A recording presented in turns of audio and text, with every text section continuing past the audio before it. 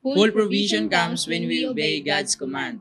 Hello guys, I'm Monica Oloroso, one of the 12 disciples of Ate MJ Machucar. And I am Christian Oloroso, one of the 12 disciples of Kuya Baxter Machucar. 144 leaders of Pastora Sarah Jane Mirana. Si Lord, hindi nakatingin sa past mistakes natin, pero nakatingin siya kung paano natin sundin ang plano niya sa buhay natin.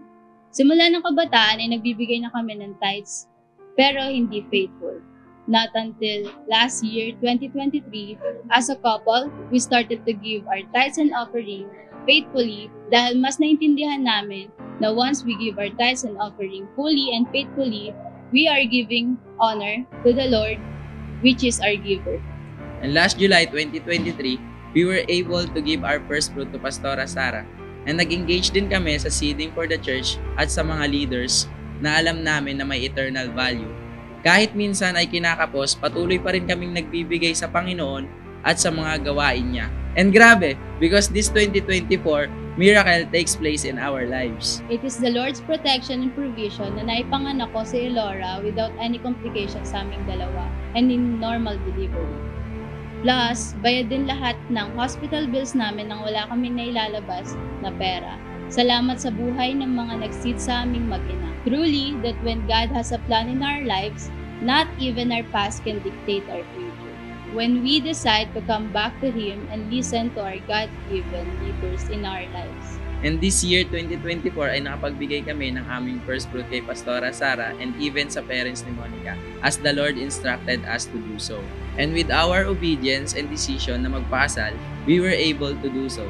Last March 20, 2024, ay nakapagpakasal kami with the provision of the Lord. Marami ang nag-seed at nag-bless para sa aming dalawa.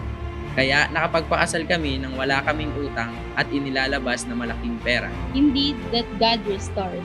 Kaya ngayon pa lang sumunod at magtapat na tayo sa Kanya. Full and faithful obedience pleases the Lord. He sees and scans our hearts and will help us renew our hearts for giving. Dahil ang pagpapala naman talaga ay nagsisimula sa buong puso nating pagsunod sa Kanyang salita at sa mga leaders na ibinigay niya sa ating buhay. That's why let us always be faithful sa Panginoon in all aspects of our lives, even in our finances. For it is written in Isaiah 61 verse 7, "Your shame and disgrace are ended. You will live in your own land, and your wealth will be doubled. Your joy will last forever." Again, I am Monica. And I am Christian, sharing that there is no more shame to the one who comes back to God and obey Him fully. God bless everyone! Opo, sa mga hindi po nakakilala sa akin, I'm Monica Oloroso. And syempre si Christian Oloroso. Short testimony po, no?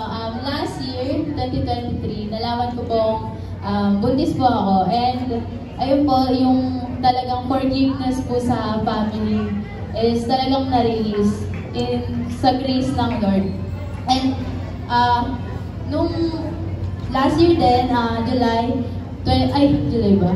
Basta last year po, merong instruction si Lord sa amin na hindi namin magpakasal. Sa Kanya talaga binaba. And noong una napapatanong talaga ako na, Lord, bakit? Parang wala pang time, hindi pa ako ready, ganyan. Pero, ang ginawa na lang talaga namin is sumunod. Sobrang tagal ng process, sobrang daming contemplation, sobrang daming question, hanggang sa inabot na ngayong taon. And, by the help of our leaders talaga na tinulungan kami mag-fully submit, si Lord talaga yung nag-provide. Yung plano namin, talagang zero talaga yung hawak namin pera. Nagpaplano kami from the scratch. Nagpaplano kami na parang nakasulat sa sand na isang daan lang ng alon, wala agad. Pero si Lord talaga yung nag-i-establish ng plano natin. Kapag natuto tayong sumunod, fully, yung walang separation, walang tinatago, walang tinitira sa sarili. Yun talaga yung pinaka-tinuro sa amin ng Lord. And yung pagtitiwala sa sarili, kasi by the last days, bago kami ikasal, talagang in-instruct din talaga kami na isuko lahat ng natitira talaga sa amin. And hindi kami binigo ng Lord. Kaya ngayon talaga yung time na wala na kaming pagdududa sa Lord. Full trust na talaga. Kasi sa marriage pa lang what more sa mga susunod. Kaya kung naranasan po namin, hindi rin po imposible maranasan nyo. Basta full surrender lang ng life, and yung best offering na iaali natin sa Lord is yung puso natin at yung buhay natin. Hello po, hello. Wala. Sorry po, nag-concert po kami kagahapon sa CBM. Yung sa akin naman po, tawag nun sobrang grabe, nakaka-bless po na napunta talaga ako dito. Kasi nung time na nga po na hindi ko na po i-sugarcoat pa. Nung time na nakagawa kami ng kasalanan ni Monica sa parents namin, hindi ko talaga alam kung paano aaminin kasi buong buhay yung tiwala nila sa akin. Tapos, ay tayo mo grabe, di ko po alam kung paano aminin, and talagang tinulungan naman ako ni Lord na malabas doon kasi one preaching ni Pastora Sara yung talagang nakapagpabasag talaga sa amin na hindi na namin kaya, na pinatawag niya lahat ng leaders that time na tumatayo na dito sa church para i-anoint niya ng oil. And sabi ko, Lord, di ako dapat doon kasi may tinatago na kami ni Monica, alam na namin na buntis siya pero di namin alam paano sasabihin sa mga magulang niya. And binigyan kami ng lakas ng Lord. Tinuro niya kami kung kanino kami lalapit, kung kanino kami mag-aas ng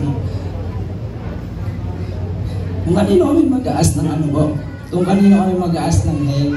So nung sinabi ko kay nanay, nabuntis ko po si Monica. Tapos doon na talaga nagtuloy-tuloy, hindi ko akalain. Sabi ko nga po dati na talagang ligaw na kaluluwa lang din po ako sa labas na naabot ng salita ng Diyos sa pamamagitan ng buhay nila. Kaya talagang tsinaga pa ako. Sabi ko nga, binabay pa ako ng leader ko dun sa Floodway, tapos di ko nilalabas, tapos tinataguan ko. Pero hindi ako sinukuha ni Kenneth, tsinaga ako, tapos hanggang sa nagpatuloy, as yung pinaka sinubok sa akin is yung obedient ko sa Lord, tapos kay Pastora Sara na totoo nga, bago kami ikasal, nagplano kami, tapos minute pa namin si nanay, and ito yung grabe, yung faithfulness ng Lord talaga, totoo. Yung pag nagkamali ka sa Kanya, bibigyan ka pa ng another chances para makabawi. Kasi that time may plano na kami, tapos kinausap kami, nagpa-counsel kami Pastora Sara, and then hindi namin hindi namin nilabas sa Kanya lahat. Kumbaga may natira pa kami. Kaya nga sabi,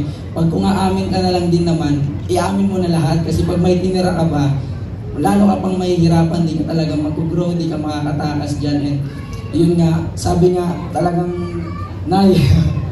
inayuan namin yung verse na binaba ni nanay kasi sobrang duda na kami na ano ba makapagpakasal tayo kasi supposedly yung kasal po namin March 28, kaso nga nagka-problema kasi February 28 po pala, kaso nagka-problema, di natuloy, na-adjust kami ng March 20. Sabi ko, ano ba to? Bakit kasal pa talaga to? O prosesyon? Parang paatras ng paatras, ganyan. So, ano nangyari? Binabaan na lang po kami ng verse ni nanay, talagang grabe. Yung sabi po sa 2 Chronicles 20:20, yung sa pinaka na lang po highlights ng verse, yung believe in the Lord your God and you will be established. Believe in His prophet and you will succeed. Talagang napatunayan ko po yung glory ng Lord nung nagtiwala ako sa Kanya, and at the same time, nung nagtiwala ako kay nanay, kay Pastora Sara, kasi wala nang ibang mag-guide, hindi na namin alam paano yung patutungan. And sa kabutihan naman nga po ng Diyos, nakasal po kami ng talagang wala kaming utang, pagtapos po namin ikasal, wala. Ang saya lang namin, wala kaming iniisip na problemang nagkakabol na babayaran.